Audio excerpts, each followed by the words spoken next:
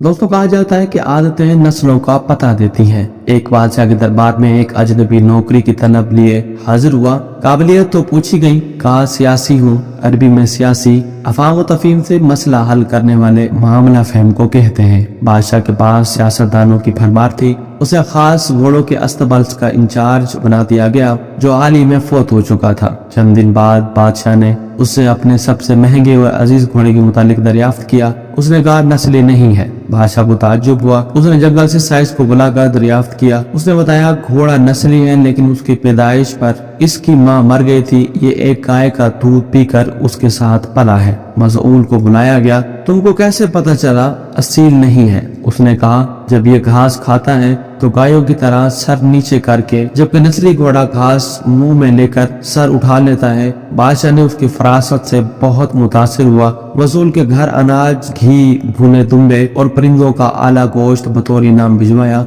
उसके साथ साथ उसे मलका की महल में तैनात कर दिया। चंद दिनों बाद बादशाह ने मसाहिब से बेगम के बारे में राय मांगी। उसने कहा तौर अतवार तो मलका जैसे हैं, लेकिन शहजादी नहीं है। बादशाह के पैरों तले से जमीन निकल गई। हवास बहाल किए, सास को बुलाया, मामला उसके गोशो गुजार किया। उसने कहा हकीकत ये है तुम्हारे बाप ने मेरे खामन से हमारी बेटी की पैदाइश पर ही रिश्ता मांग लिया था, लेकिन हमारी बेटी 6 माह में ही फौत हो गई थी। चुनाचे हमने तुम्हारी बादशाह से करीबी ताल्लुकात कायम करने के लिए किसी की बच्ची को अपनी बेटी बना लिया। बादशाह ने मसाहब से दरियाफ्त किया तुमको कैसे इल्म हुआ? उसने कहा इसका खानों के साथ सलूक जाहिलों से बदतर है। बादशाह ने उसकी फरासत से खासा मुतासिर हुआ। बहुत सा अनाज, भेड़ बकरियां बतौर इनाम दिए। साथ ही उसे अपने दरबार में मुतय्यन कर दिया। कुछ वक्त गुजारा, मसाहिब को बुलाया, अपने बारे दरियाफ्त किया।